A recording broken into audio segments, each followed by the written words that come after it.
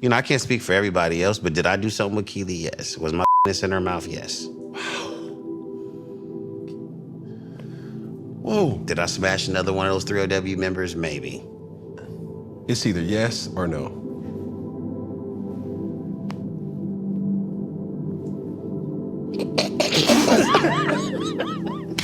All right. Talk to you guys later. Oh, no. Oh, my God. Sorry.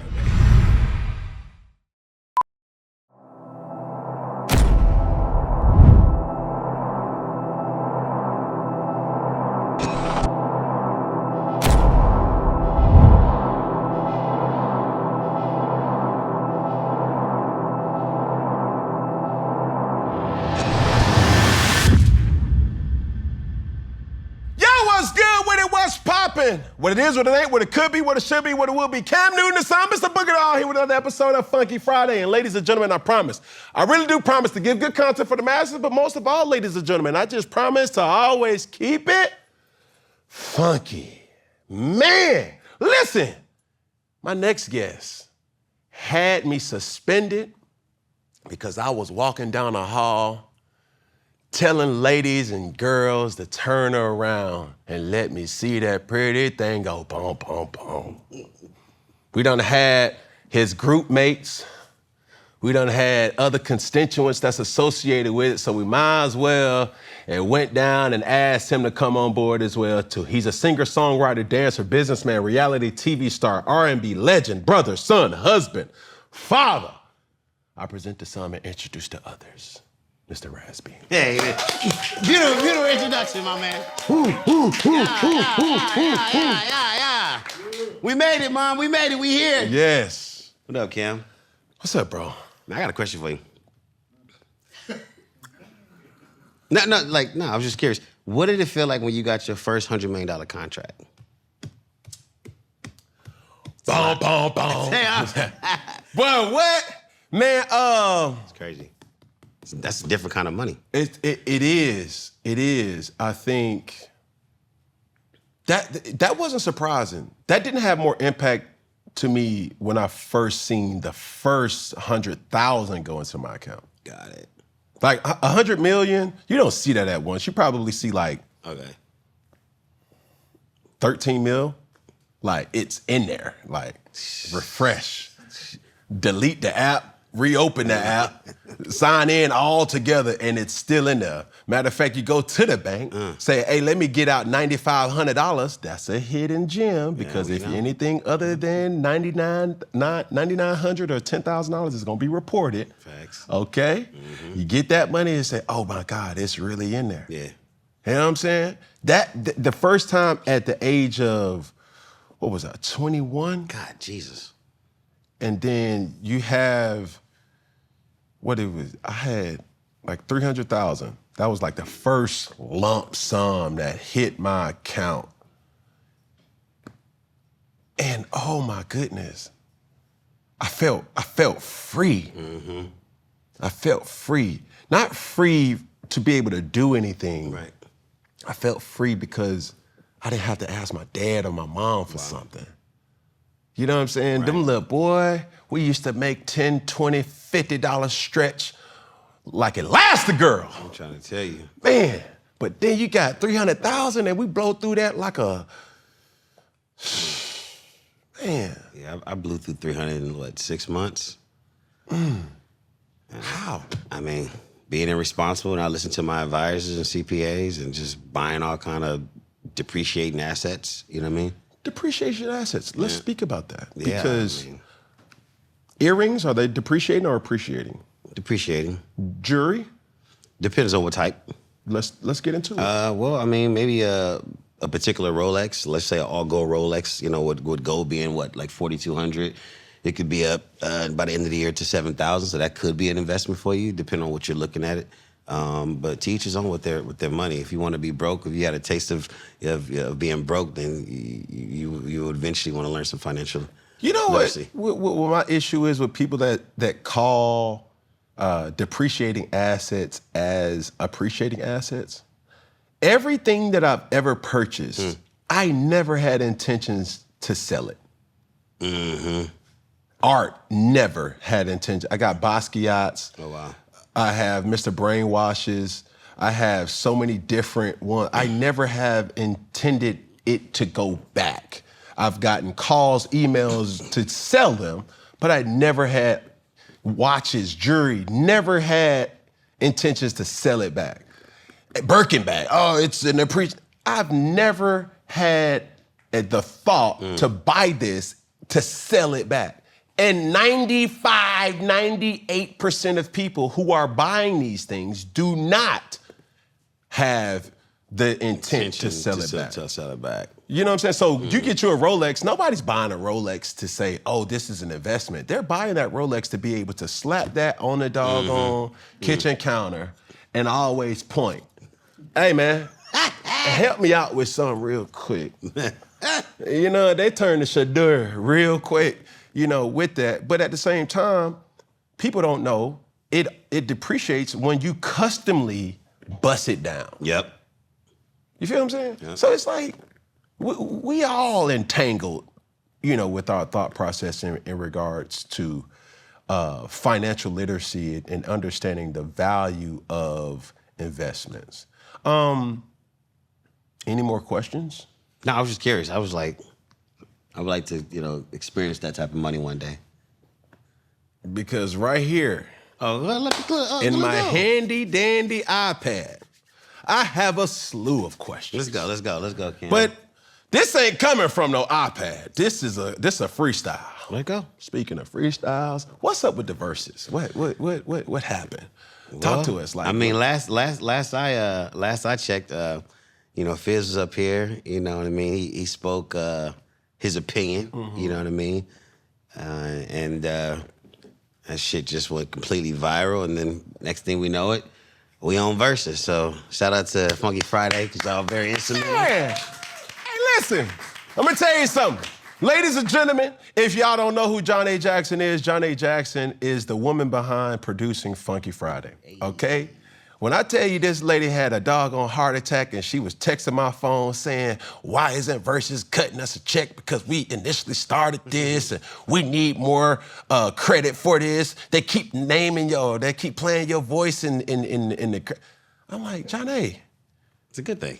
It's a great thing. Yeah, no, everyone know where the seed came from. Yeah. Right. So it initially started in that seed. Yeah, I think it's been brewing for years, though. I mean, the very first verses with Omari and Mario, from my understanding, it was going to be like a 4-on-4 battle, and that wound up kind of, there's conversations of us being a part of it. Yeah. You know, but that wasn't the right time. I just feel like this was the right time. For us, it was a great marketing vehicle for our new single that's out today, which is entitled Mileage. The album Eclipse that's coming out in September. So it was a great vehicle. But, you know, there's no secret that we live in a very salacious world today and time, you know, when it comes to music. And, you know, there's different types of groups out there of people, right, who like what they like, right? And I would say it was a win for the culture, the fact that you still have two urban groups still being celebrated, receiving their flowers while they're alive, still performing, still on tour. You know, that was the huge win for me. Yeah. You know, everyone else may have their own opinions of who they think won, you know, I mean, but realistically, I had an hour conversation with Cisco before the verses even started, and he was just like, really, when B2K was out, there was no one. First of its kind. Yeah, first of its kind. We were pretty much, you know, in an era by ourselves, right? Short run, but very impactful, you know. And there was a lot of groups that came after. So, you know, I think it was pretty cool that the opportunity was able to happen. And I'm happy that, Pleasure P and Pretty Ricky and the guys, you know, got some recognition, you know what I mean? Because, you know, B2K, we've been winning awards, prestigious awards and platinum albums and movies and, you know, trendsetters and fashions for a long time. So it's dope. And those are our friends. So there's no ill will or no real beef behind any of that. You know what I mean? Then now, being a viewer, as it was taking place, okay, either you was wearing red or you was wearing black. All right? Now, even when Fizz sat in that seat, Fizz was very, you know, vocal on a lot of things, and his demeanor was certain things. I mentioned Pretty Ricky. Demeanor switch. Oh, no. I'm like, wait, what? No. They ain't rocking with us, or they ain't fooling with us. Something along those lines. And I get it. Music, just like a lot of things in life, is competitive. Completely. But as everything was kind of happening, it was like, okay, like, of course you want to win. Of course you want to get notarized. Of course you want to make the biggest impact, you know. But for the scoreboard to show 18-0, I seen that. Who made that up? it wasn't me. It wasn't me either. But for the people to say that Pretty Ricky won, you know what I'm saying? How in response to that? My response is simple. It was a win for the culture. I mean, like I said, we look what the #1 song is. It's Spin That. Yeah. You know what I mean? We're glorifying ratchet music, you know what I mean? But the world has been glorifying gangsters, drugs, and just things that don't really, you know, bear any substance or bear any fruit, right? And it keeps people in a low vibration thinking. So it's like, I look at my career and the things that I've done with B2K as far as Dr. Pepper, Burger King, Nestle Crunch. You know, B2K has always made music for the whole world and for the whole family to listen to. And we're not gonna compromise that or trade who we are. You know what I mean? Either you line these groups up or you don't line them up. I don't know if it was a good match if you wanted to be technical. You know what I mean? Who else could have won against a B2K based off of our music? And our topics and our lyrics. So, what's the message? What are we saying? I mean, we were there for the, for the culture. You know what I mean? For me, it wasn't. I didn't take a hit. I don't feel like I lost at all. If I'm being honest, I thought you talking about, you know, bump as a #1 Hot 100 smash, Billboard notoriety, and then, you know, Grind on Me, certain things like we don't have. Let me say it in this way from the fans' perspective. In the culture, Black culture to be specific, there's not a lot of groups that we have. So for the women groups, they kind of fall in line with whatever, you know, we have to kind of judge it right. of. So when the B2K, you know, Pretty Ricky kind of dynamic happened, everyone thought that, oh, this is about to be a thing. You know, we all think black, you know, guys in a group, let's lock them in. You know, and during this era, this is not the era of Boys to Men. This is not the era of Jagged Edge. No. This is not the era, you know, of so many others where Black Street, you know what I'm saying? Like these are people who, okay, during this time, this is where we're going. You spoke about and said, you know, Spin That Spin That is also from Carisha, who's, you know, deep down South Florida. Obviously Pretty Ricky, they're from Florida as well. Their music is secular, seductive. And there's nothing wrong with that. Okay. There's nothing wrong with that. I love their music. Just don't think it was a good match. Knowing what you know now, what would you have done differently through the B2K lens? If anything. Through the B2K lens, some of the things I would have done different, possibly would have performed more, you know, because visually, we're visually appealing. You know, we look like our pictures. You know what I'm saying? We're all still very much in shape, right? I probably felt like we should have performed more, because we're known for, one of our strengths was being performance group, right? So possibly that I would have liked to see that. What you smiling for? What you looking at? Because it's a Drewski meme that just, what you mean by that? What you mean by that? What you said visually in shape. What we saying? I mean, shit.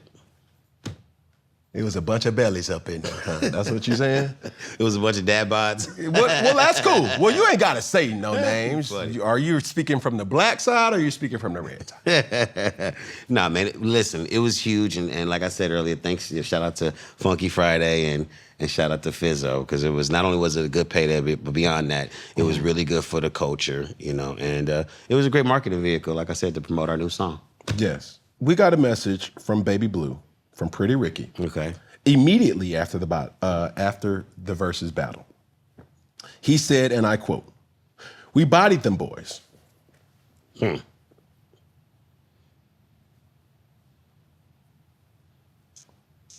He said, I'm pulling up quote for quote.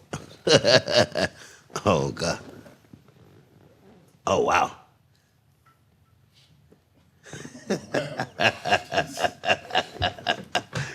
Baby Blue. That's my brother, man. We really close, yo. Hey, man, it was good, man. It was good. I love it. Now we should go back on tour again and get some more money. Yeah. But they feel like they did a victory lap. That's good for them. I mean, that's good. I'm happy for them. They've never got probably the recognition they probably felt they deserve. I mean, but their music is amazing. Yeah. So, but I mean, B2K has different accolades, and you know what I mean. And we just took a different route. That's like if we would have signed with Disney. You know what I mean?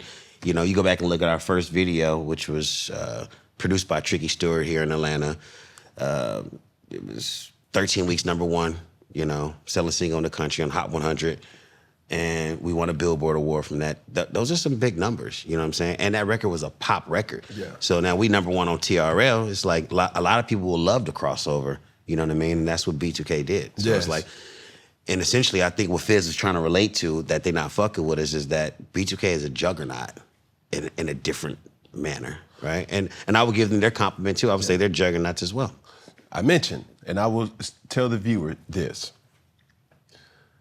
When I pull from the draw of questions, #1 is from preparation. #2 is from myself, actually being intrigued to ask a question against the grain. And thirdly, from the viewer.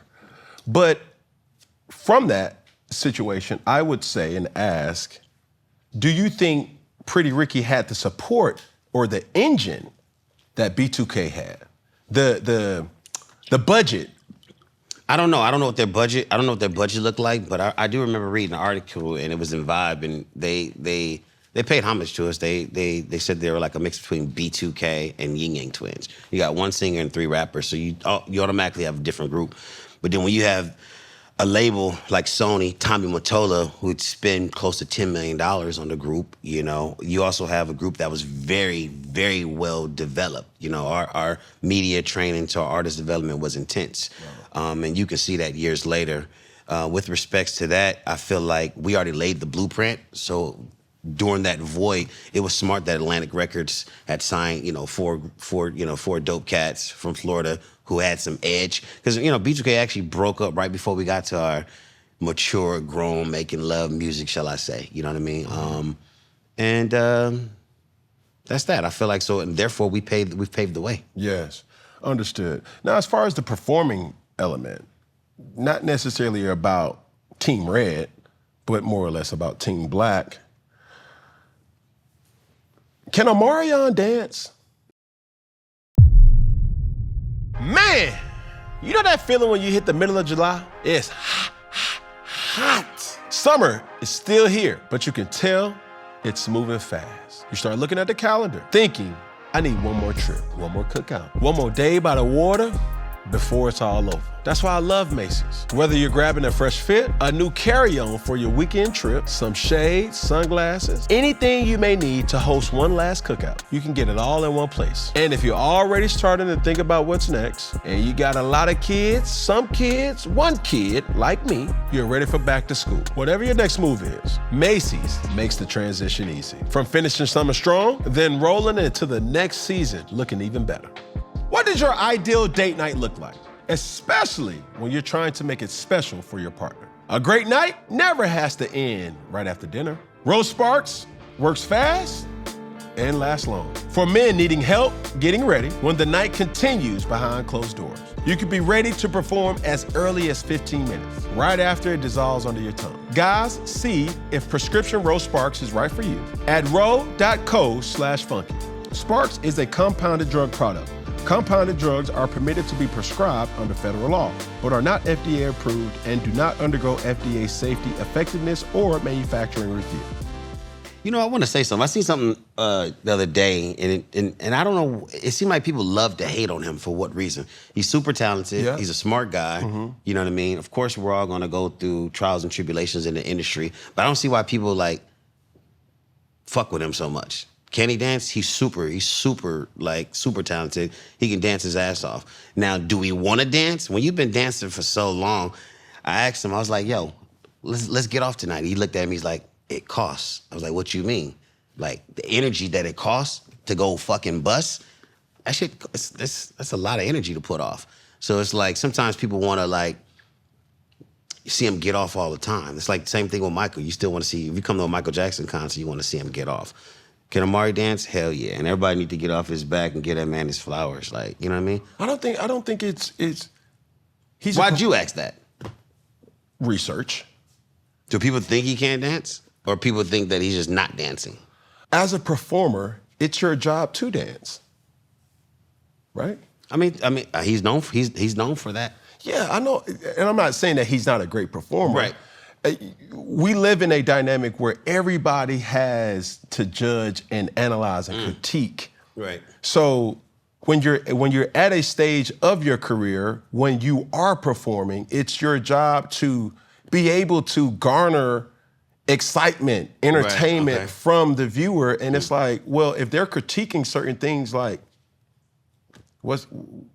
why is that not the same energy every single time? As a consumer who either give you the view or give you the money to watch you live, they're owed, respectfully, whether you want to pay attention to it or not, they're owed a level of opinion. Right. Oh, yeah. Everyone's entitled to their own opinion. Well, my personal opinion is I believe Omari and know he's a great performer and dancer. He's a great artist, and salute to him for continuing to go. Yes. It ain't easy, bro. It's definitely not. It ain't easy. You think Cisco's still a good dancer? I think Cisco is out of shape. Oh, I didn't know. Last time I checked, he looked good. Okay. What about, you think Neo's a great performer? Neo? Great dancer? I think Neo's a great performer. Okay. And what about Genuine? Genuine, he has too much ice cream paint job. What's that? Oh, I'm crying. What does that have to do with him dancing? It's distracting. Okay, got you. And last but not least, Chris Brown. I believe he's one of the greatest, if not one of the greatest. He's in the Mount Rushmore. He's had a lot of time to study everyone that's come before him. So For sure. you should evolve. And I will say this. This is my honest opinion. Right. Like, just like Bump Bump Bump got me suspended, Cisco has to go on that same type of responsibility because the thong song got me suspended as well. Listen, that record right here, bro, he's still eating off that record. For sure. Like I am a former athlete, right? So how I look at certain situations may be a little different. Now, am I judgmental? It's my opinion, ladies and gentlemen. And then I can hear the comments, like, why he worried about what another man look? The question was asked. In this business, you got to keep yourself together. You want to look like your pictures. Yeah. Okay. You want to look like, that's good. Do you guys have, are you mindful of that though? Hell yeah, hell yeah. I remember I did an interview not too long ago, and I was like, you know, like, we understand the importance of looking like Greek gods, you know what I'm saying? We want to be desirable, you know, we want to be marketable, right? So it's so important to make sure you do the work, not just because for the look, but you want to be healthy inside and out. Yeah. And that was one of the things that we strived ourselves on. So we constantly, you know, keep each other motivated and accountable for that, you know what I mean? Health is wealth, right? But most importantly, you know, you don't want to look too sloppy like you ain't taking care of yourself. Yeah. You mentioned B2K's lyrical content. There was a comment online about, you know, the verses, and it said, and I quote, B2K makes puppy love and first crush music, and Pretty Ricky makes hunching music.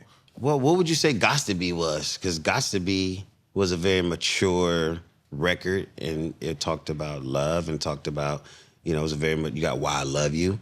I mean, compared to, like I said, compared to where the world is at, you got this type of music, you got this type of music. It's your own preference. It's compare and contrast. Yeah, I mean, right? You know what I'm saying? Yeah. So, like, how it's do you... no right or wrong answer. Thank you. It's like, B2K's nostalgia is very teenage for me. Look when we started.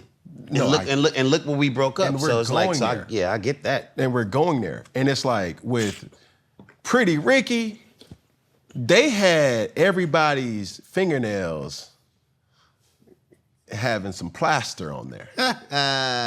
You know what I'm saying? It was just, come here. I mean, and it's all love. Like, you already knew going to a house party.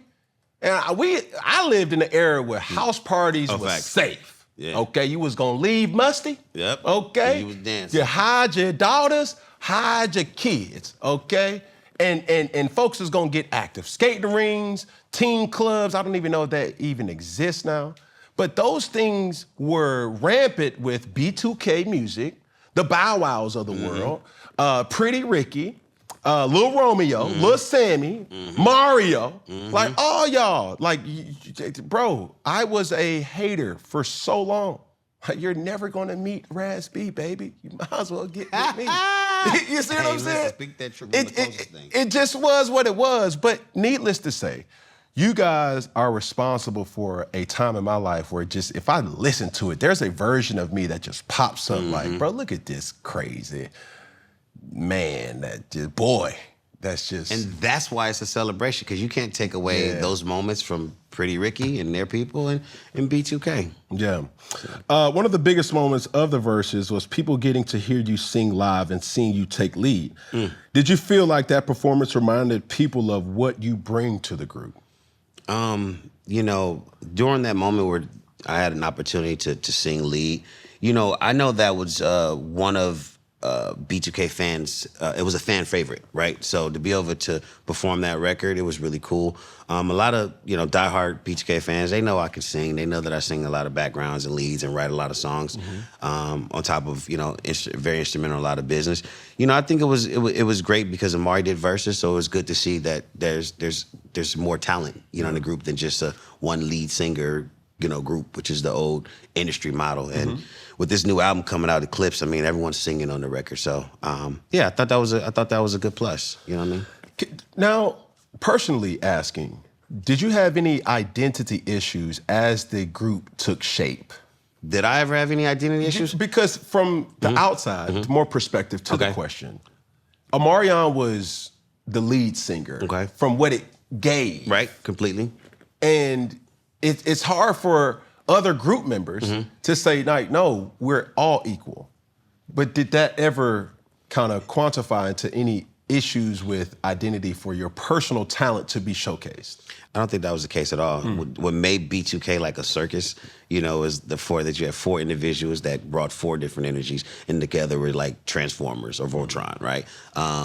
You know, in the early days, I sung a lot of the second leads. One of the things that we really harnessed in on was Omari's performance when we first met him, which was pretty cool. I'm sure if anyone has seen some of the previous Funky Fridays with Omari, he went into detail about how the group was formed. So he wasn't originally, you know, in B2K. And, you know, he came with that other flair, which actually helped spice us up even more. Yeah. So no, I don't feel like I had my identity comes from my personality, being outspoken, my business sense, my hats, my signature hats that I wear. You know, my dancing ability and just my vision and my passion and understanding what it means for brotherhood and what it takes to make things work. I've always wanted to ask this question about being in a group.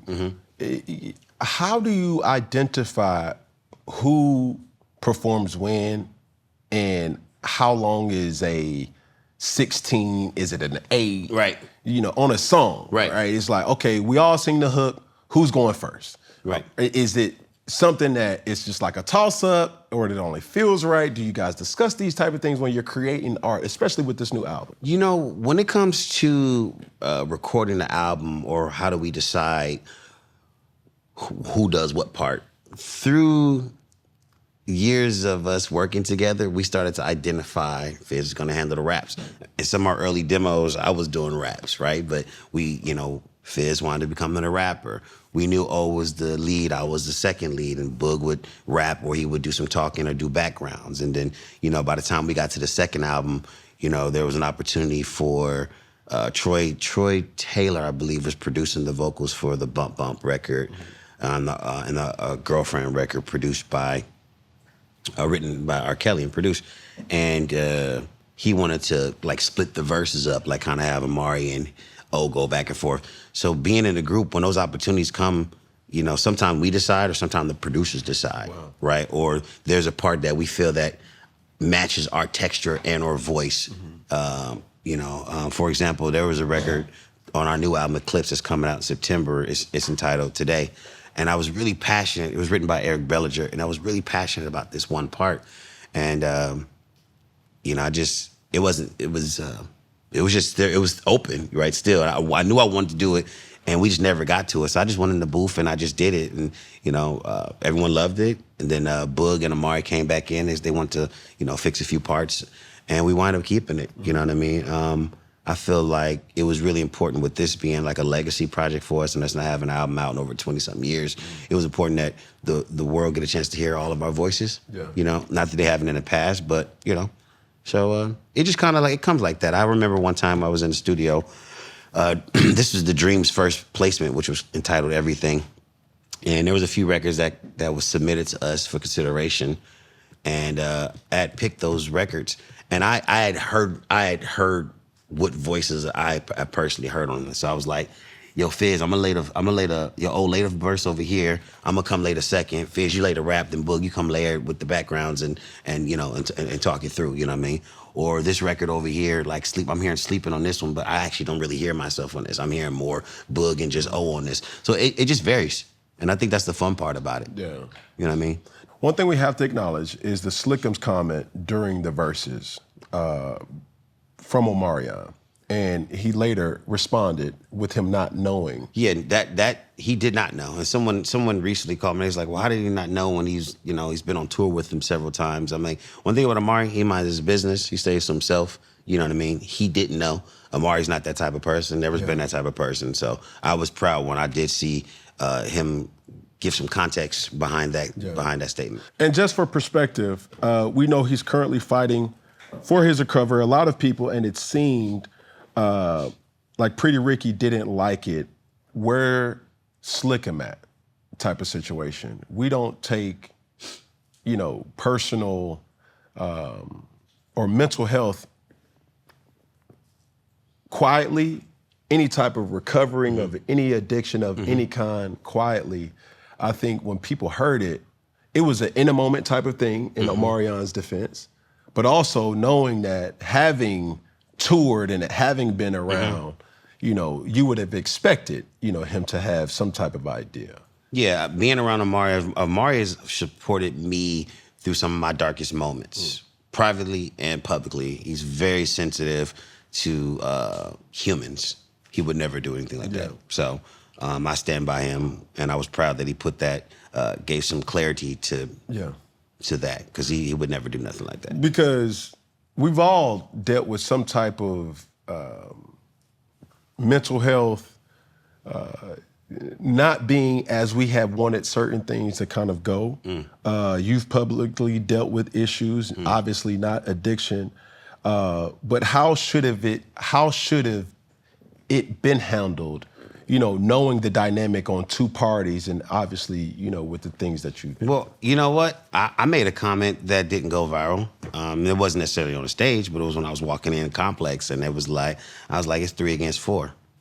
In other words, I don't really follow Slickum's personal, business. Now that I've heard about it, it hurt my heart, you know what I'm saying? Because it's sad that he's missing, being celebrated. But, it also just put a spotlight on that, maybe, what can we do as the culture, to actually reach out and help him? Because I know there was times where I walked through some dark moments in my life, and I just felt like everyone had turned their back on me, you know what I mean? So, like I said previously, I don't think I know Amari didn't say that from an ill will, nor did I, right? And we love Slickum, that's one of my friends, and I wish him the best. Yeah. And I'm not saying it just to say it. Like, if there's anything that I can do financially, but people have to be ready and willing to change and want to be healed, right? So I'm sending my heart and love to him and his family, because that's a serious matter. I want to talk about something, because for us as black men, we don't normalize vulnerable conversations. We don't normalize the "are you okay?" and really mean it. And then typically the response is, "Oh, I'm straight." you know, I want to shine light on the issues of mental health and with just your personal growth. You're an individual not like a lot of individuals that we've seen grow up right in front of us. Right. And a part of you is always going to be tied to the B2K of old, the 2002, 2003, you know, pandemic. These things are something where nobody wants to let go. Like, man, oh, that's Raz B. Right, that's dope. You feel what I'm saying? So as you were growing, as you were going through your journeys, how have you been able to, you know, kind of face any type of disappointment or mental health issues, and how has it been your antidote to get through That's it? a really good question. I mean, for me, it took a lot of time and growth that I had to spend with myself, right? It's kind of like being enlightened. You know what I mean? Everything around you as a kid seems kind of fake and fun, but as you get older, you start to see the reality. The layers are pulled back. Let's just say when I won't say I lost my record deal, but let's say when the group broke up, I saw how the label shunned us, you know, how do you say it? Shun. Thank you. And I just thought that was pretty interesting. It can put you in a really dark space because here you are, super successful, #1, touring, making money, and then it gets pulled up under you. It's kind of devastating. So you're not really given the tools, right, to cope with how to deal with that. So that can send you spiraling into hanging around and doing things that you shouldn't be doing. You know, I know B2K, for example, we would never be at clubs. You know, we keep our mystique. We handle our business. We go home. We deal with our business accordingly. We deal with our fans accordingly, and we keep that image up, right? It's not that it's fake. It's just that, you know, you want to portray an image that's that, you know, your investors and or shall I say sponsors want to keep funding, right? Because, you know, I think Ray J said this to me best. Is like, yo, when you're the villain, it's whatever. But you like the superhero, aka Will Smith, you mess up one time and the whole world turns on you, right?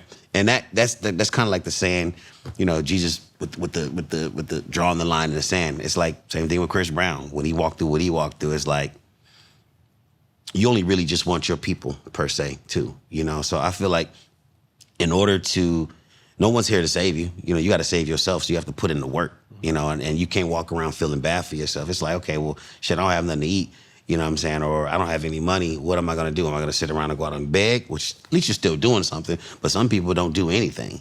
You know what I mean? So you can't really feel sad for yourself. So I feel the biggest thing for me was understanding who am I? You know, I have to be more than this character that I created than Raz B, right? I'm actually Demario Monte Thornton. You know, this is who I am. This is what I love.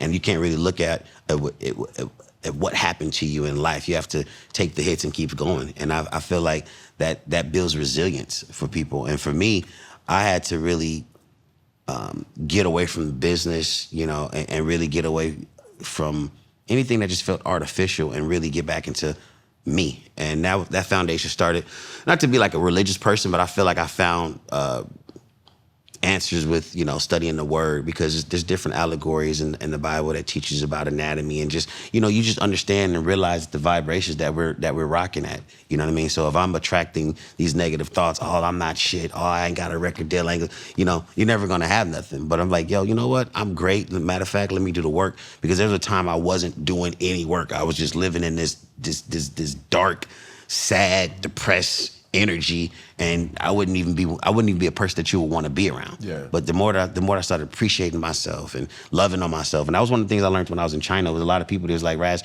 you don't know your worth. These Nigerians, they'd be like, you don't know your worth, Raz B. Or this one guy would be like, yo, everyone respects you but yourself, around you but yourself. And I was like, it made me look. I'm like, well, what am I doing wrong? I'm drinking. I'm getting drunk. I'm hanging around people I don't need to hang around. I'm lowering my vibration. Right. So I think some of those things and coping skills that I've learned over the years has allowed for me to heal, because when you're a kid and you're experiencing emotions that you don't know how to express, everybody gonna look at you and like, yo, you didn't handle that the proper way. So they can't receive it. You know what I'm saying? But then you live in a fake ass world too, where most of the people are not really, they'll say, oh, like let's say Slick 'em. I've seen people say, hey, Slick 'em, and okay, what are you guys doing to help him then? You know what I'm saying? What are we really doing to help? But people talking, you know, and most people are just full of shit. They just say what they want to say. Did you seek therapy? A lot of it. I'm still in therapy. Wow. Anger management. I've took some psych evaluation classes as well. Those are pretty brutal because they have you looking at yourself like, ooh, you know what I'm saying? And if you ask me personally, I think every human is a little off, just based off of the matrix that we live in. For sure. Or did you take any type of unconventional tactics like ayahuasca or? No, I never tried ayahuasca. I would be interested to try it. I remember this pill they gave me was called Zyprexa. You know what I mean? That was pretty interesting. I would have to read about that more. But like, I realized that medicine wasn't for me. Being around my family, not being around people, having real people that hold me accountable. Yeah. My wife, my manager, you know, making sure that I had the real tools that I need. Yeah. You know what I mean? I'll be super transparent. There was a time where I was like drinking so much. And I remember that my manager, they had drove me, shout out to Music Cares and shout out to my manager, Joseph Baird. They had actually drove me to, to get some help. And I cried like a baby because I wanted help, but I didn't. But I was scared to walk in because I didn't want anybody all in my business. And that's one thing about, like, you know, especially black folk, you know what I'm saying? It's an ego pride thing. Yeah, it is. But really, like, that was the best thing I ever did because I was able to get that monkey off my back. I was able to get that weight off of me. And it allowed for me, even though I left a few days early, I felt that I didn't complete my journey of healing, or at least that first chapter. Mm-hmm. So I wound up going back and I wound up spending like 2 weeks there. And I was like, that was dope. Yeah. And then from there, I just kind of just embraced having life coaches and having all the elements around me to keep me together. My last thing on this is, what would you say to anybody that's going through certain things, being open about, your journey of evolving into a better you? Mm-hmm. There's a lot of people that are dealing with things in secrecy. Right. How would you guide, kind of instruct them to go about identifying any issues in their lives? Well, sometimes people say the truth can do more harm than good. I would really look at the situation that you're in, and I would be selfish. And what that means for me is you can't think about everybody involved. How's it affecting you, right? And when people say, hey, you should get some help, you should talk about it, I think the first thing you should do is talk to someone that you feel comfortable with. Whatever you're dealing with, whatever anxiety, trauma, it could be any form of abuse, whatever that may be. You should have that conversation with someone that you trust, right? And then from there, I would really figure out the strategy that you would want to go and what process you would want to take to get the proper healing, because everyone's healing and their journey is going to be different. Yeah. Some people may need to go in a room and break some shit. Some people may need to confront someone. Some people may need to, you know what I mean? And I believe everyone's journey is different, but you have to actually really want it. Yeah. And you got to do the work, because people can see right through it. Now, something off topic as we kind of transition. Did you know the moment when the group was about to split up? Mm-hmm. Really? Oh, yeah. I knew exactly when the group was about to split up. All the signs were there. I remember... And you was at what age? Around about 18. Okay.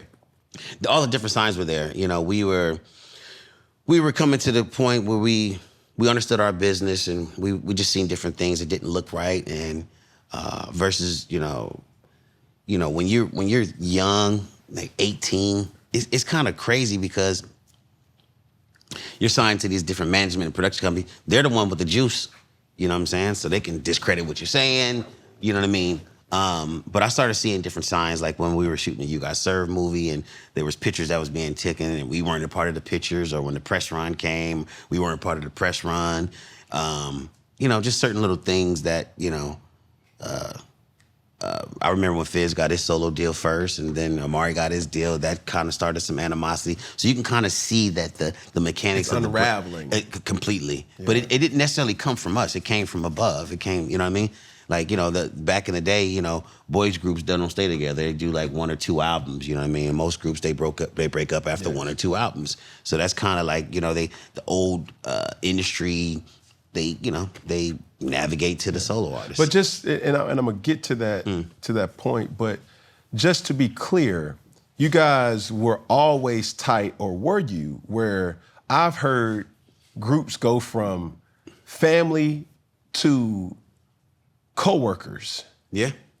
You know what I'm saying? Like you start excited, Right. you know, hearing your name on Yep. on the radio, experiencing tours together. Mm-hmm. You guys grow. You know what I'm saying? You take a month off. You start liking a girl. Another person may go on a side quest, and naturally, you take a different journey to where you guys initially started from.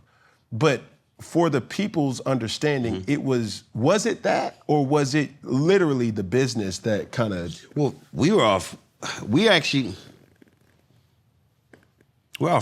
were friends.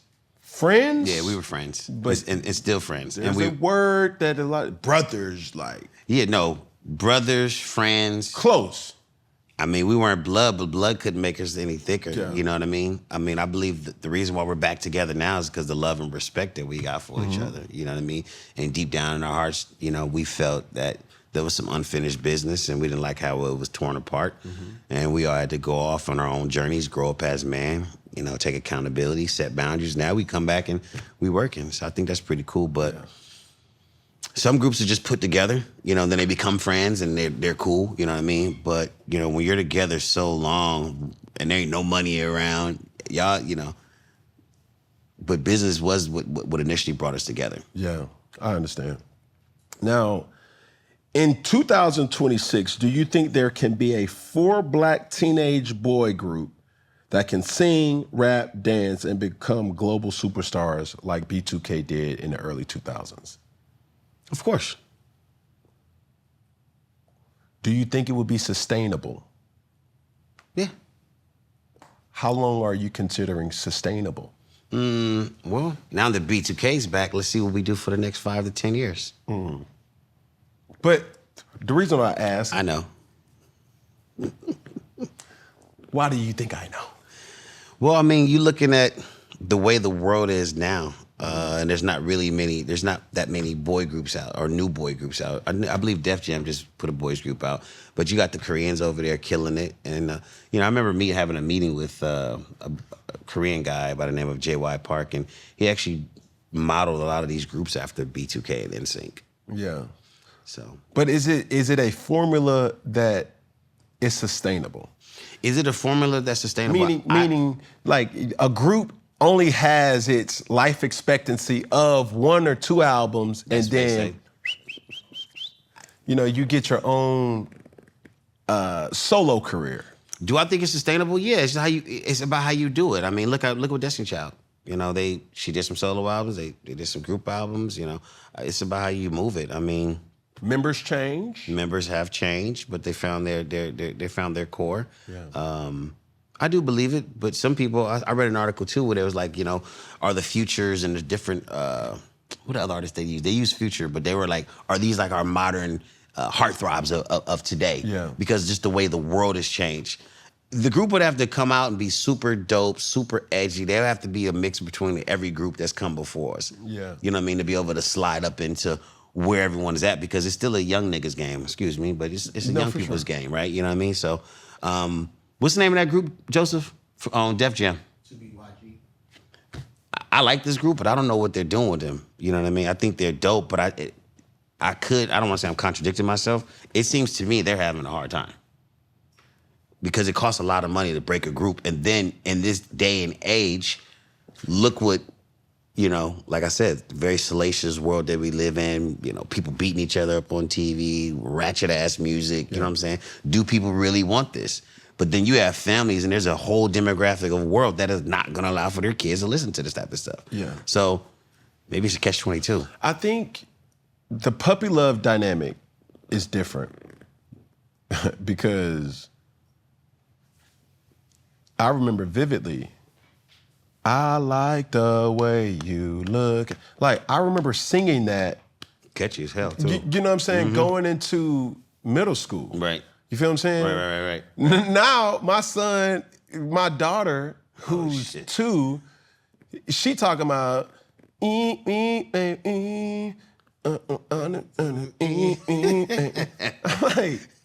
or spin that. You know what I'm saying? Like, You have a point. It's the thing where I don't think people want the group activity. And I don't think it's sustainable to the idea because you kind of get lost with your actual skill because you're minimized, and this is just me. You're minimized to one stanza to show in each song rather than having multiple stanzas to show. Hey, you can go on a solo tour where you can showcase your ability to make music, to play an instrument, to sing, take lead. And not even to mention the money dynamic. Mm-hmm. The business side, when I see 4 members, I easily think, dang, 25%, 25, 25, 25. That ain't even, that's not even including paying bills. You understand what I'm saying? So it's like, does it make monetary sense to do those? We've had situations that we've seen in our forefront. The Migos was probably the last group that kind of went their own different way. Destiny Child did their own, 1, 2, and went solo. NSYNC, not black, but you kind of get where I'm going. Got you. It was always the plan to go independent or isolated to showcase skill. Yeah, I think that's dope, but I mean, you look at New Edition, they're still on tour right now. Yes. You know what I mean? They're still on tour.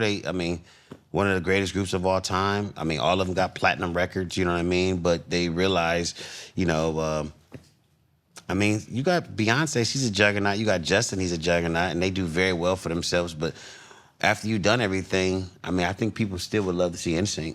No, for sure. I think people would still love to see Destiny Child. Actually, you know what? That's a tour. NSYNC, Destiny Child, and B2K Stadium Tour. That's it. Here we go. Yeah. Wow. Yeah, who's managing Justin? Is it Johnny Wright?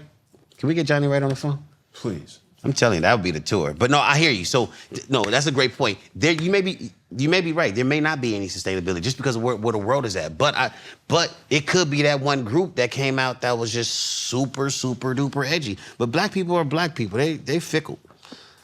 Where we gonna be in 20 years with all this AI shit?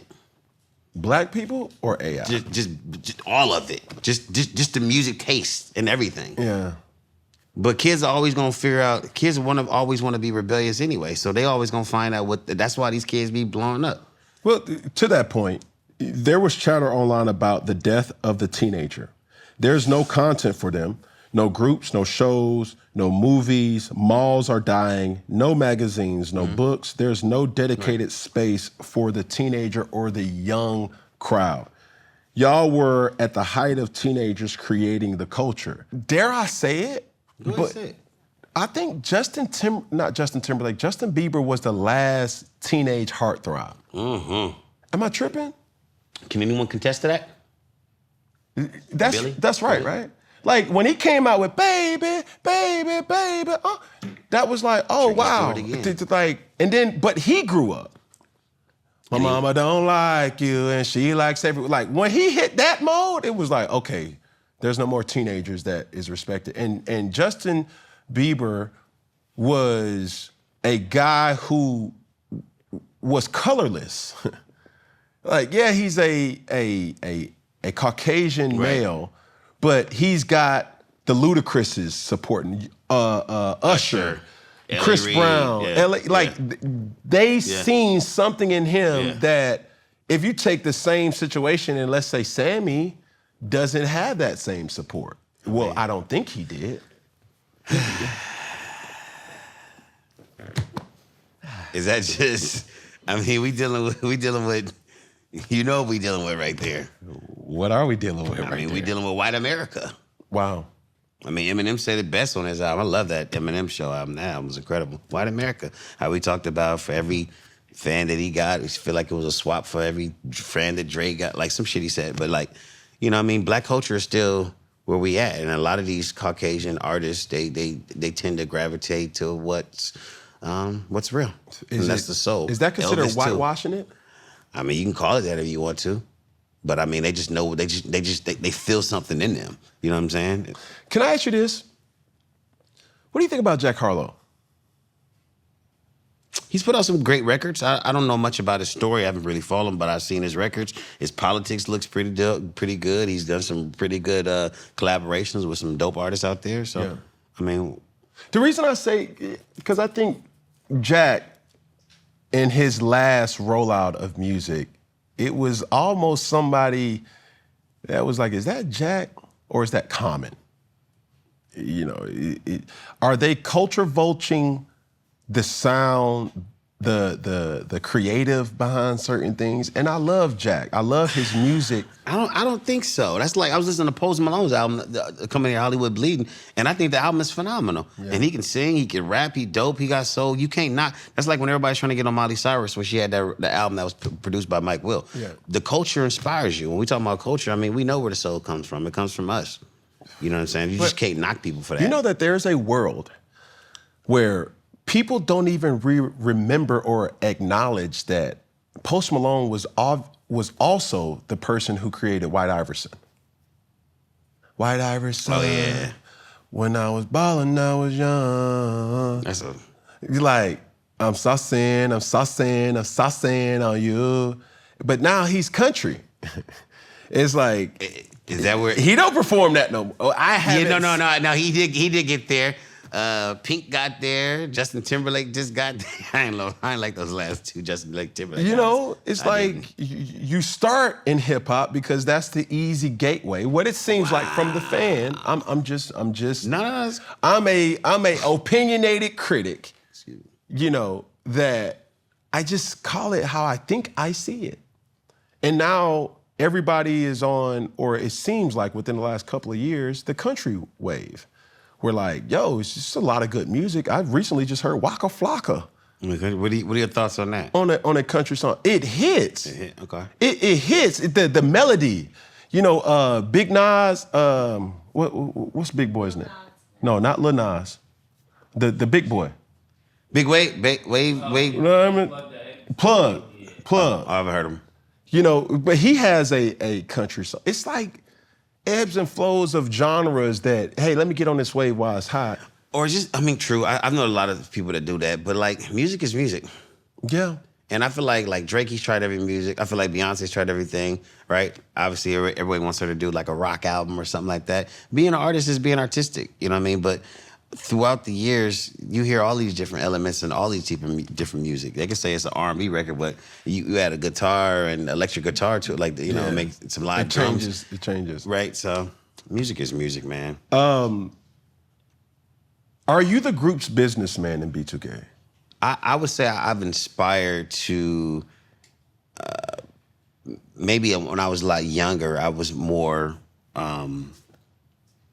actively pursuing to learn the business, the ins and outs, from, you know, music publishing, mechanical royalties, so on and so forth, touring, just wanted to know how, you know, things moved, where the money was going, and how much can we save. So I would say I adapted that. But then I look back at some of the things that I was very instrumental in finding, like, you know, like the Millennium Tours. I was very instrumental at introducing the promoter to B2K and some of my peers. And, you know, also in business, you have to know how to broker a deal, and you have to know when to move out of the way as well, right? So I would say that I have a sense of business. I was seeing something online that Michael Jackson had a lot of impact in your business prowess of how you know, looked at certain things. Do you care to share? Yeah, I mean, him, Michael, I mean, everyone in the business. I mean, you look at Ray Charles. I mean, one of the things I would say that I'm most happy about recently is when we went on tour, we had actually bundled the album price and the ticket. And I got that idea from Prince. And it was pretty cool that when I proposed the idea, we actually went. And that, you know, that already allowed for us to sell over 126,000 copies. In addition. Yeah. So that's money already. So we're already in profit. Now it hasn't even come out yet.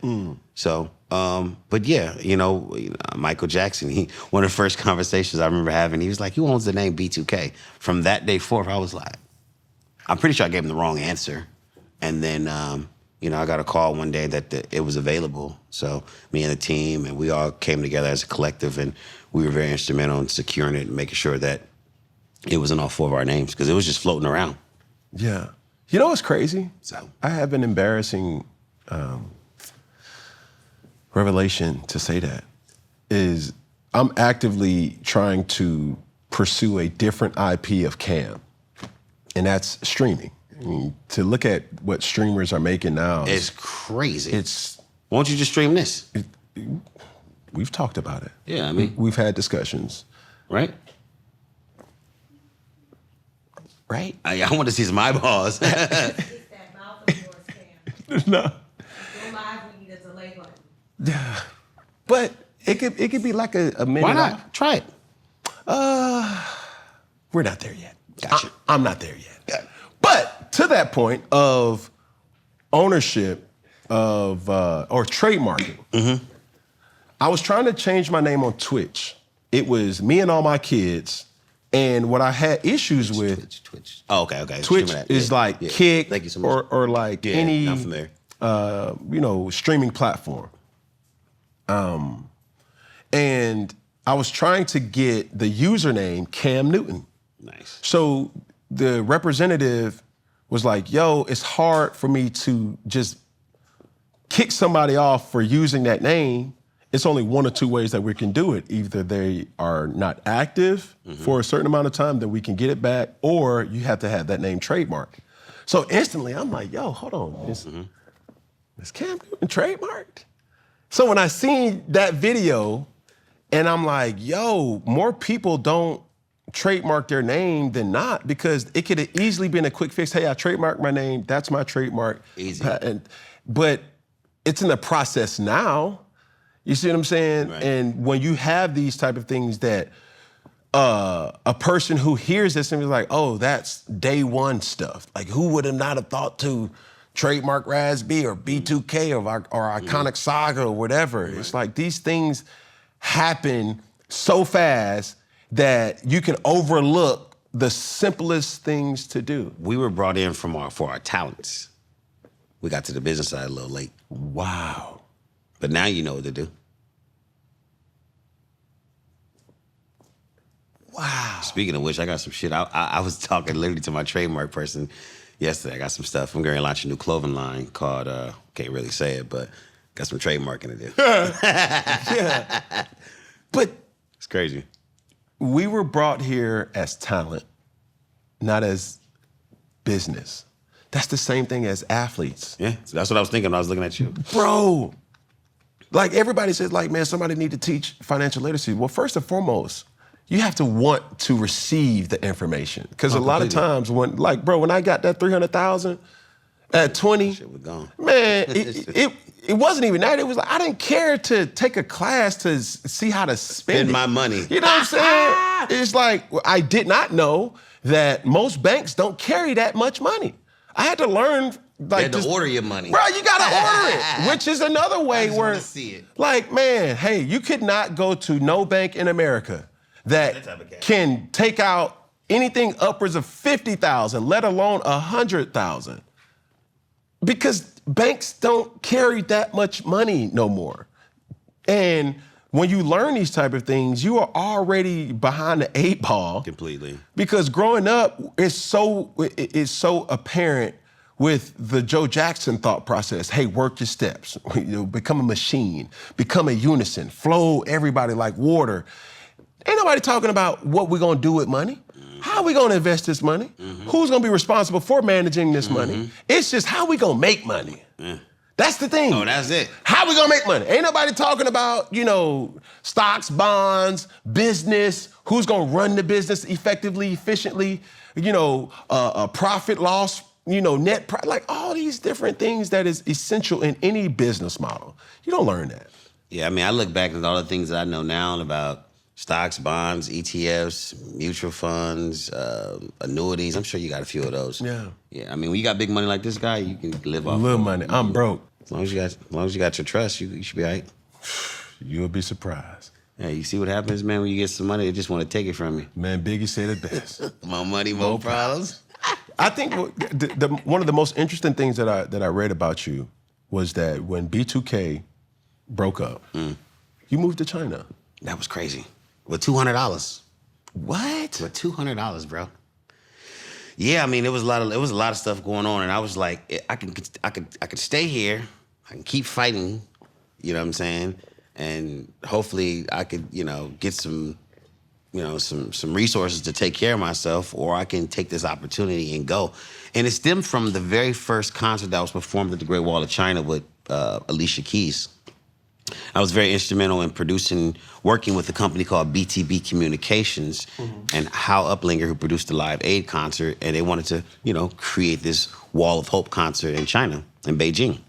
And long story short, I wound up not going, and I was pretty devastated, right? And it was the promoter had ran out of money. I had called Steve Harvey, and I was like, "Yo, we need to go on the radio and talk about this." He's like, "These are some Jews, boy. What do you mean?" Like, I was just like, "No." I actually put out a boycott letter because I just felt like I was very instrumental helping you when you didn't have any talent. We were able to build this thing around. You were referring to the Wall of Hope concept. Okay. This is all leading to how I got to China. Gotcha. So, long story short, didn't go. Opportunity popped up for me to leave to go to China. And I was like, you know what? Because my uncle said, if it be in God's will, you'll go back. And immediately when the opportunity came, it was a shitty opportunity, but I took it because I knew that there was no way that God would allow for me to come this far and not be able to turn it into something. Yeah. So I wound up getting a job at this club called King Club, King Juba. Juba is like a club in Chinese. And they used to have me working at this other club, which is Baba Juba, which is 8-8 Club, right? And it was like, yeah, your music doesn't really fit. So when I got there, I met this Chinese producer. So we started tweaking my music to like kind of to mesh with the Chinese sound, you know what I mean? And I started getting the hang of this shit. Then before you know it, man, different opportunities started coming. I started traveling, touring around China. Dolo, solo, big ass, huge poster size of Times Square. I started writing records for major Chinese artists, selling records for 10,000, 20,000. And, so I wound up staying there the first one was 3 years, and I came home for 27 days, and I went back for 4. And then when I came back this time, is because I had the B2K offer for the Millennium Tour in 2019. do you have a dual citizenship? Nah, I don't, but I should have. Right? Yeah, I And know. you learned the language. Yeah, I learned how to say a few things, like, the basic stuff. Yeah, after a while, you get tired of pointing, so you go to McDonald's, you be like, nigga, waya, nigga, tu, ju, ba, nigga, dada, su, tiao. You just start saying, like, so basically I said, give me this Big Mac with this fries and give me a Shui B, which is like a Sprite. What a nigga at? Like, what's nigga in Chinese? You got this and that. That's all it is. So They be like, nigga. That's like their... this whole time they Yeah. talking about this or that. Yeah. So when the lady asked me, nigga, do you want nigga? Yeah. I'm sorry, I did not want that to be. But Wait, me. it wasn't. That's a part of their language. This or that. So man, they couldn't find any other words. That was the first thing I learned when I got to China. I was like, he's like, oh, no, I'm not calling you a nigga. I was like, oh, what? Yeah, but bro, man, in China, it was amazing. The food was great.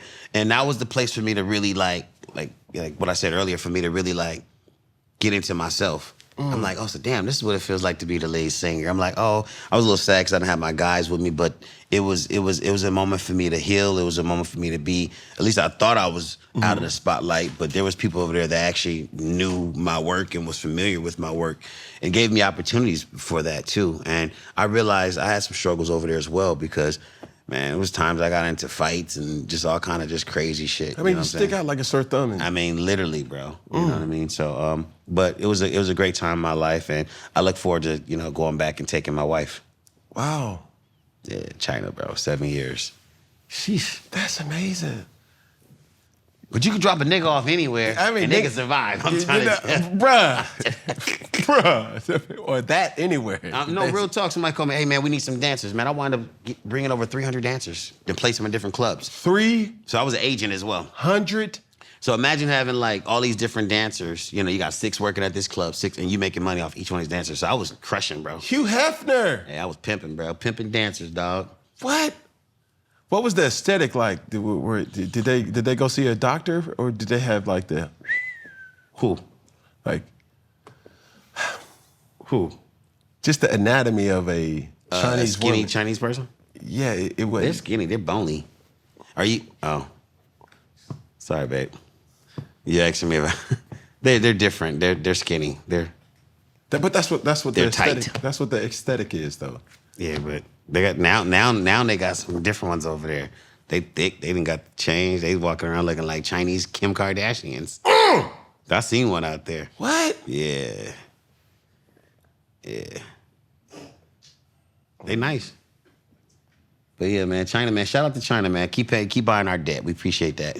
Be like Nicki Minaj over there. China's dope, bro. You sound like you've been there before. I'm living vicariously through you. Oh, listen, let me tell you this, man. Shanghai is nice. Shanghai is really nice. Yeah. Obviously, that's the place people go to. But I was everywhere. Wuhan, Dalian, Foshan, Nanjing. There's so many places I can't even say.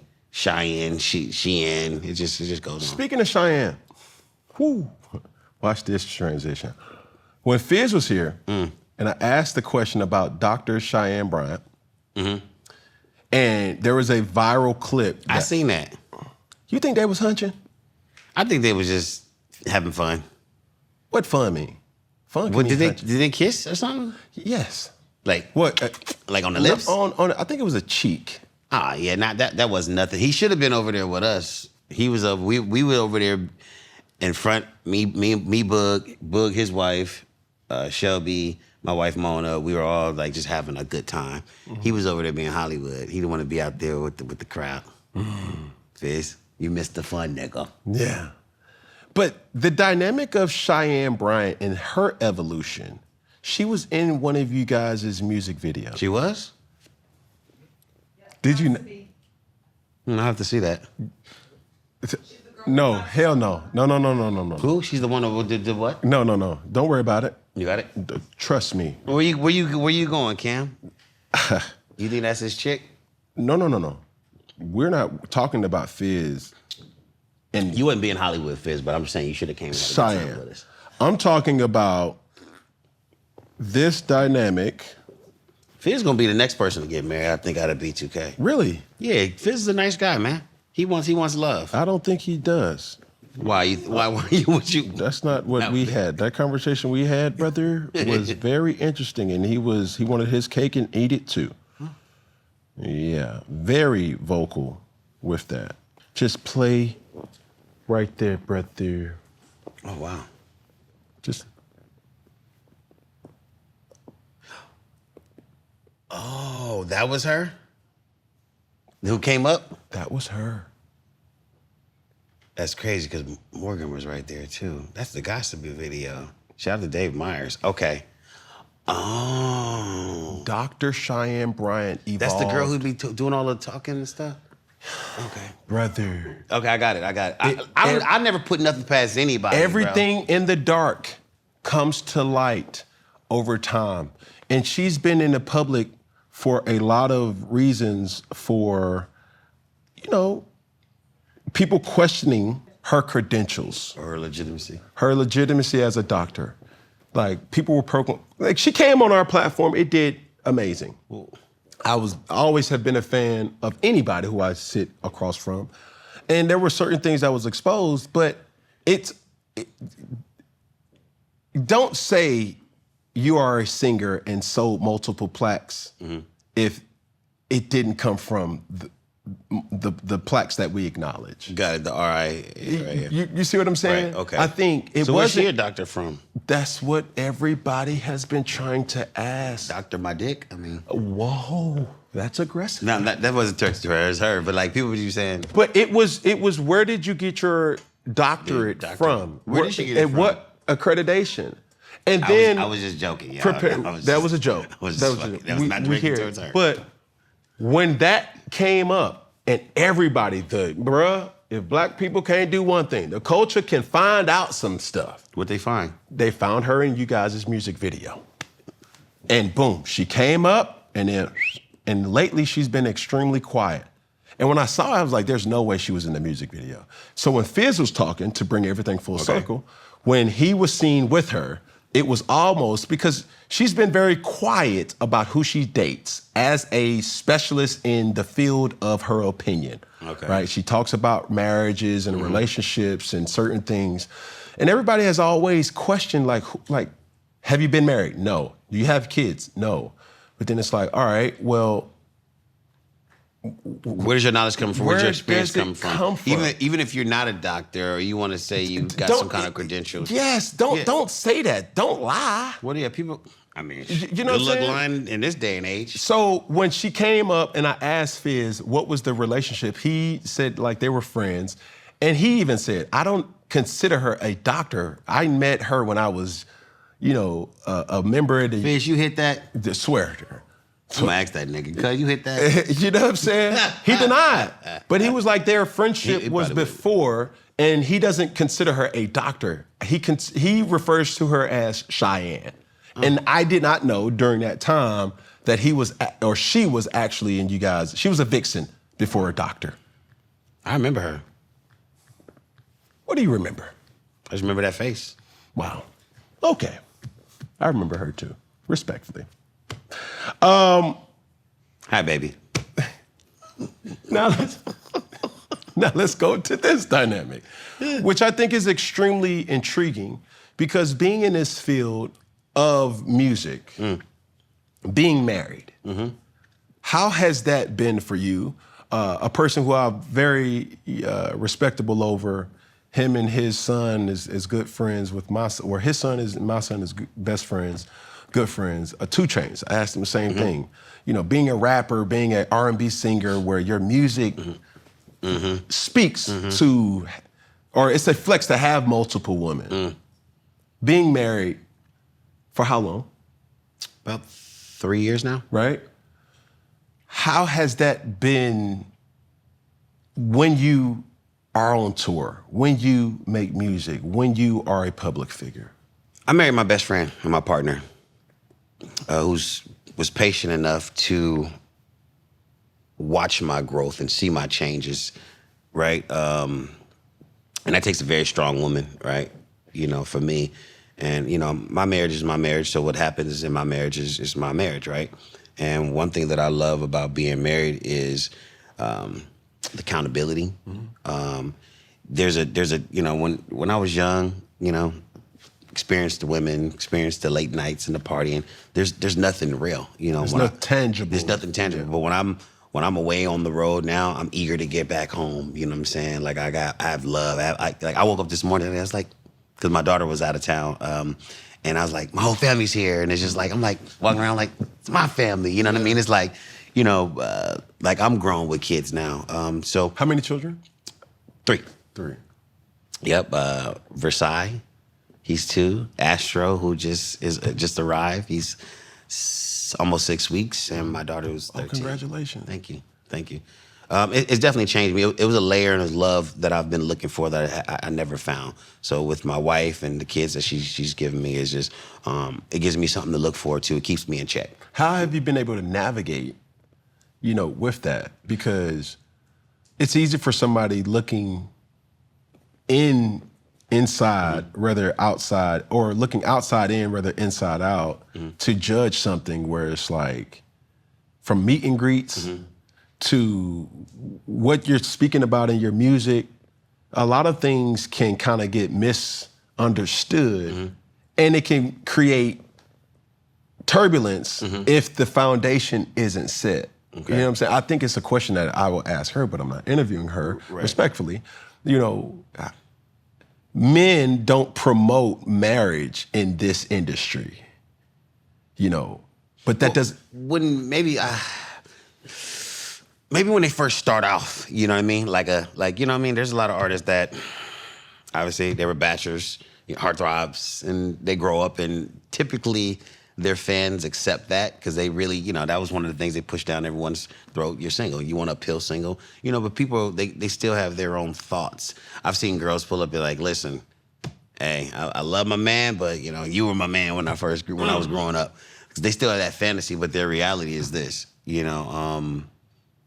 it all depends on what you want. You know what I mean? I've been through some, I had to sit with myself, and I was like, yo, am I married just because it's the cool thing to do? No, I'm actually genuinely married, you know what I'm saying? Because I want to be married. I want the accountability. I want to be with this person for the rest of my life, you know what I mean? Wow. So yeah, shout out to my wife. Yeah.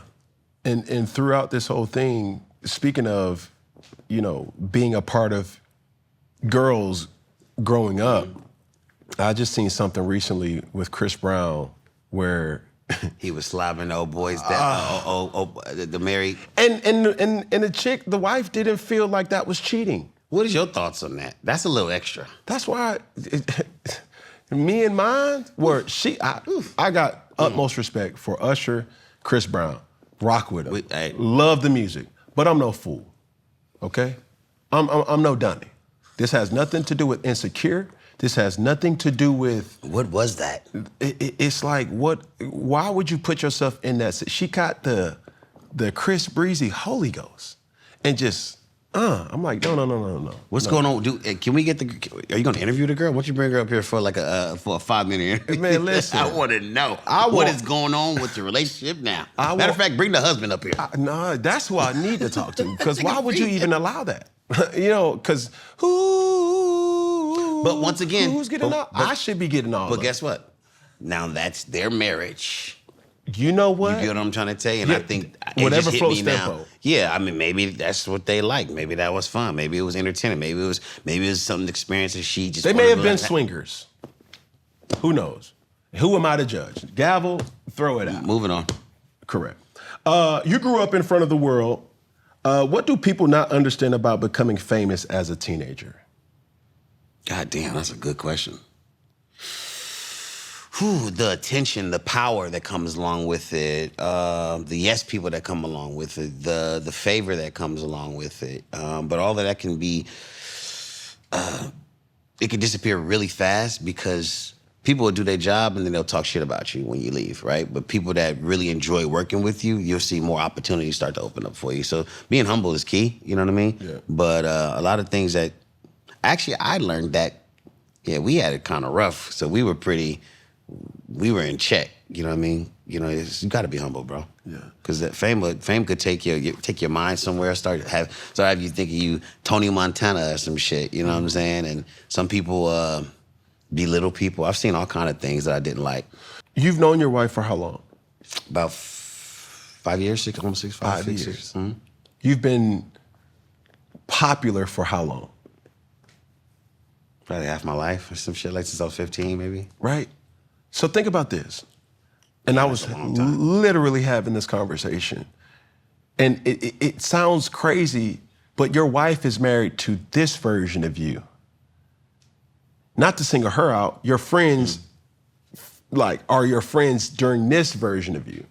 When you were 15, 16, 17, 18, 20 years old, going through ups, downs, whatever, is there somebody in your life that knows you in every phase? No, me. Wow. I can They see may think they know, but you weren't around me in China. You weren't around me when I was in Seattle and Snohomish for a year. You wasn't around me during those times. That's why I was interested to get back around the guys. But I will say this, my boys do know me in a lot of ways because they've been able to study me from afar. They've been able to study Mario, Raz B. Just like I know when Omari's being Omari, and I know when Omarion's here. I know when Fizz is being Fizz. You know what I'm saying? I know when he's being Drew. So it's those things that when I have intimate, vulnerable conversations with my lady, with my dad, with my mother, with my brother, with cousins, it's like they know a version of me. But respectfully, I don't think a lot of people in my family understand the businessman in me. They see the football player. okay. But they don't see the person who's trying to do good business and Not trying, you are. You see what I'm saying? Yeah. And it's like, when you met me, I already had bad things equipped that came with me. You see what I'm saying? And it may been a work in progress during that time, but I say this because it's time for people to really acknowledge I was somebody before you met me. And sometimes that somebody was who and what got your attention. Being the player, being the businessman, the stern, disciplined individual that didn't play about business was what caught your attention. Now that you're with me, why do you work so hard? I was working hard before I even met you. I had money before I even met, so money didn't change me. When you have those conversations with individuals, especially a person that can relate to it, being so well known for so long, I ask that question because it is tough. for people to realize, like the China youth, the Seattle youth, Right. Yeah. the devastated, the trauma, the whatever you went through. Right. It's like you didn't know that version, and that version kind of crevice or seeps in certain times in my life. Right.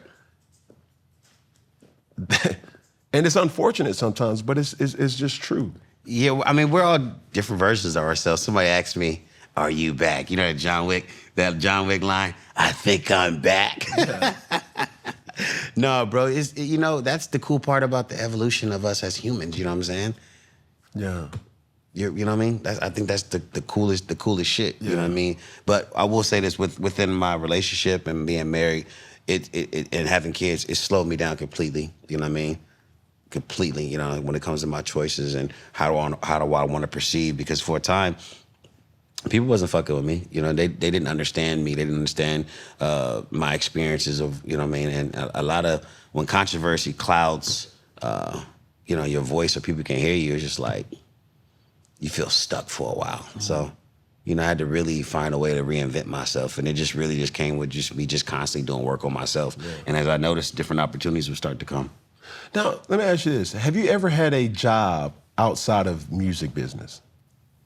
Like, what's your most regular job that a person may not know that you did? Like within the last 5 or 10 years? Ever.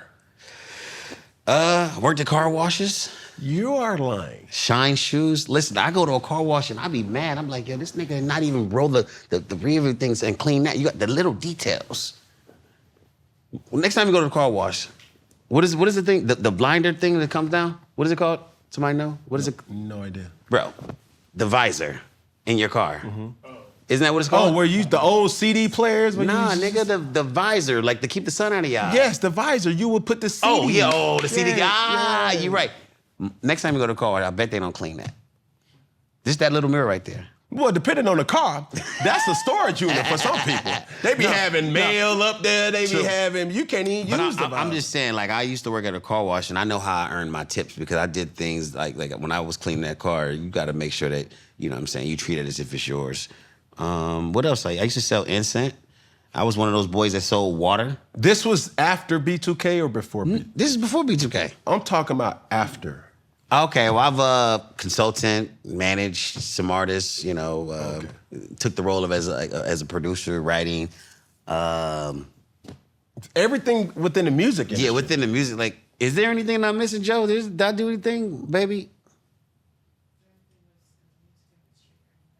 That's pretty much it. But I'm a hustler. I just ought to find money and print it. You just gotta, you know what I'm saying? You gotta manifest it.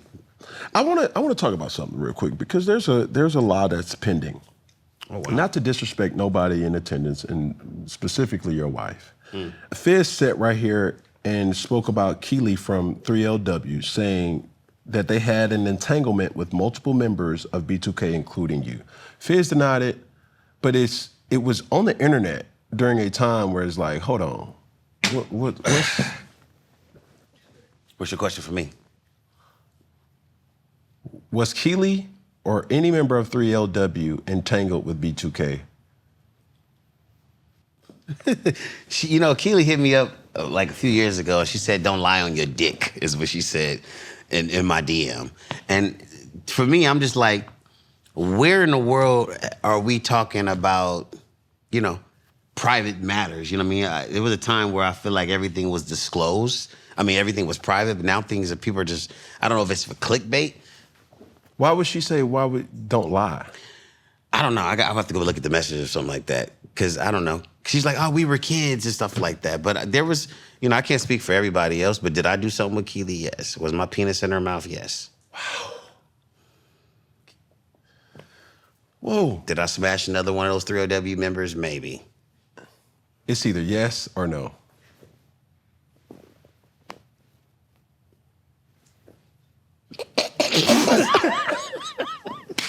All right. Talk to you guys later. Oh, no. Oh, my God. Sorry, man. We having fun. Hold on. No, but I don't, I can't speak for Did I mess something up? My bad. No, it's I a can't. stand. I can't speak for Fizz. I mean, that's a grown ass man. Whatever he told Oh, you. give me he one told you. second. Oh, okay. Let me step. Yep, there you go. My bad. Running through that shit. I'm gonna have to pee in a little bit. We still rolling? Yes. Yeah. No. You know what? Just Keely's. She was a childhood friend. Hopefully, I really been advocating for them to get back together. You know what I mean? They really should go out there and do their tour. I'm hearing they got like some documentaries and stuff that they're going. So I hope it all works out for them. But like she said, we were kids. That's just things that you just don't, you just don't talk about. Yeah. You work with some of the biggest names in music. Two controversial individuals, Diddy and R. Kelly. What was it like being around these artists during the height of when you guys were working together? It was dope. Diddy had a lot of respect.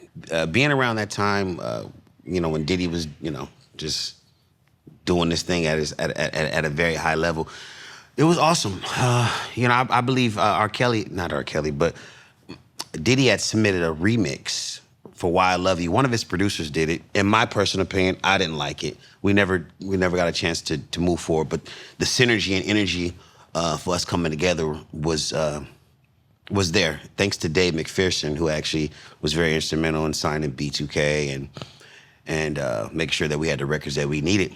He went through a lot to get that record from R. Kelly, which was Bump Bump Bump, which was pretty dope. And the fact that he wound up putting Diddy on it, it was just perfect. It gave us our #1 record. You know what I mean? It was like the perfect mix. And it was crazy because we was in the middle of that shit. I remember us winning an award, and R. Kelly went to his bus at the BT Awards. He was like, "Did they tell you not to say my name?" It was just crazy. I'm like, we didn't even know what was going on. You know what I'm saying? But during that time, I don't think the label even had put his name on the record until the record went #1.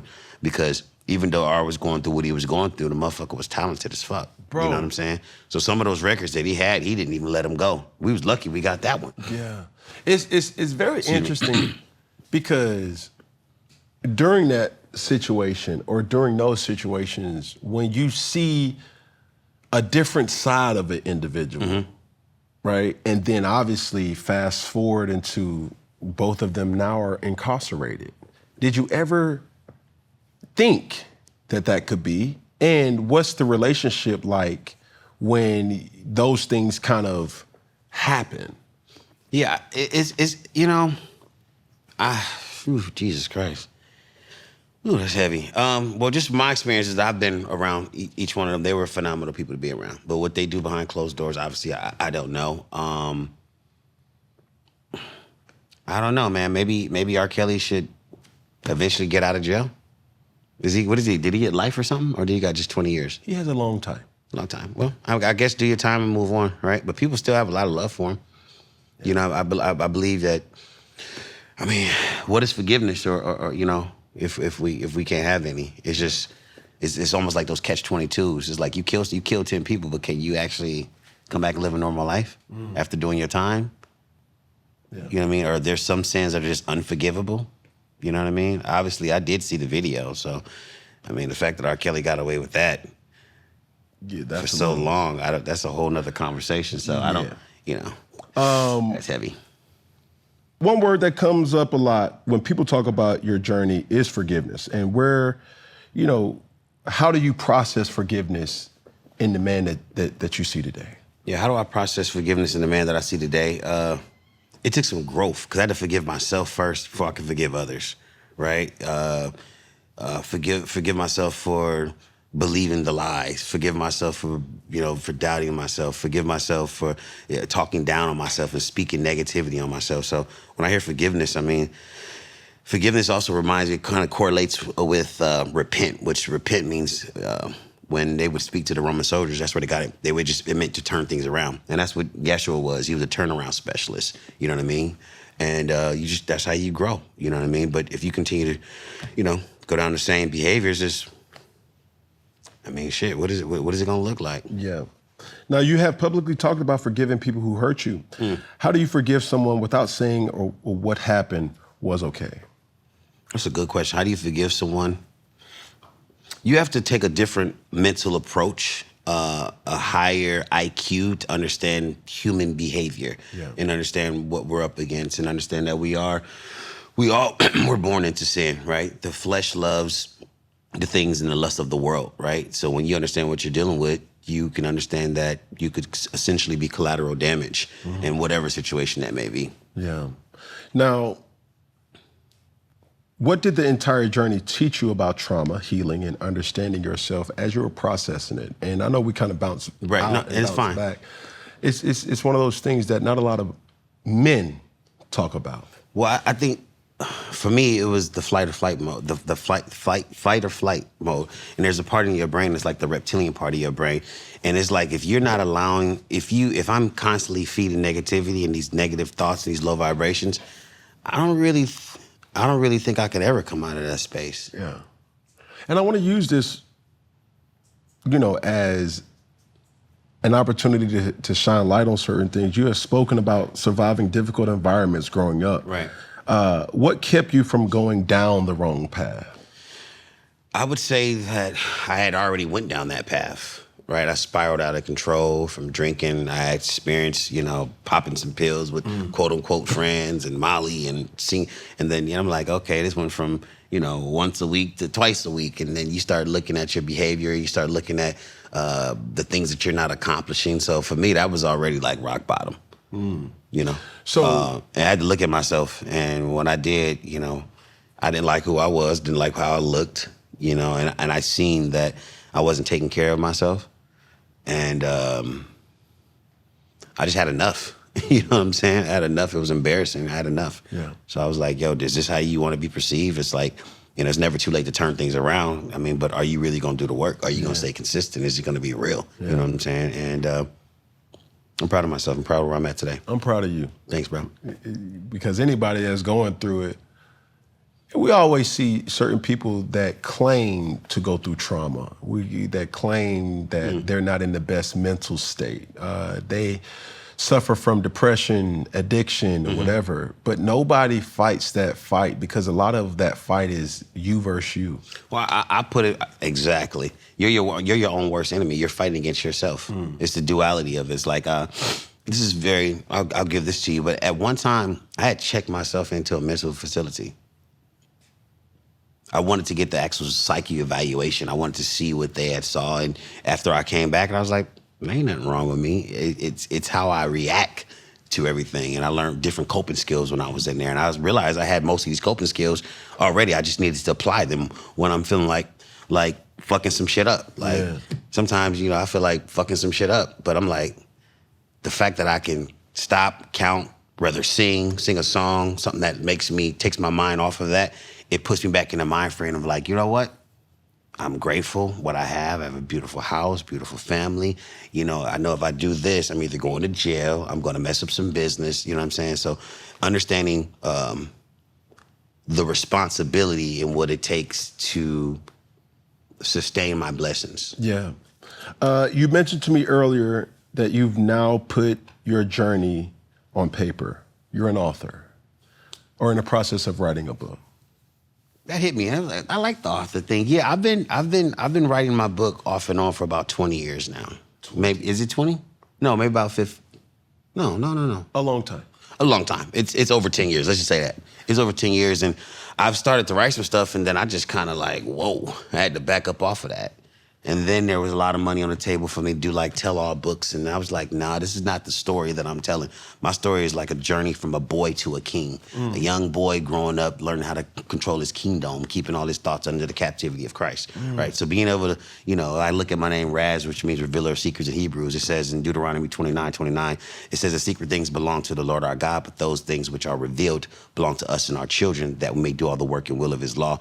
And having these different scriptures that's come to me on my journey. I remember meeting with a friend of mine by the name of Jackie Tepper, and she was like, you know what your name means in Hebrews? And it was Raz, and I started studying the Kabbalah, and I was Quran, and I started seeing it, and I was like, so this journey that I'm on is God is revealing himself through me, through creation, that I have the power to create, but also knowing that in order for me to to walk in this high level, I have to be disciplined sexually. I have to be disciplined in my walk, and not just for not religious, because a lot of people go to church and a lot of preachers and pastors they don't even know what the hell they're really teaching, or they're not their teaching. That's just my personal opinion.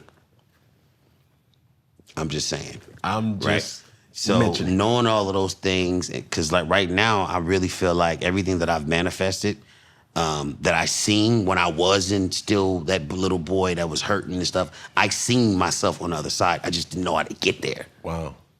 And that's a good segue, because I want to go back to Cleveland. What was your childhood like? In Cleveland, I was born there, born in St. Luke's Hospital. I remember my mom moving from Cleveland to Oakland when I was about 9.5 months. Okay. So my Cleveland memories are very... So you claim Oakland as home for you? I would claim LA as home. Wow. Yeah, yeah.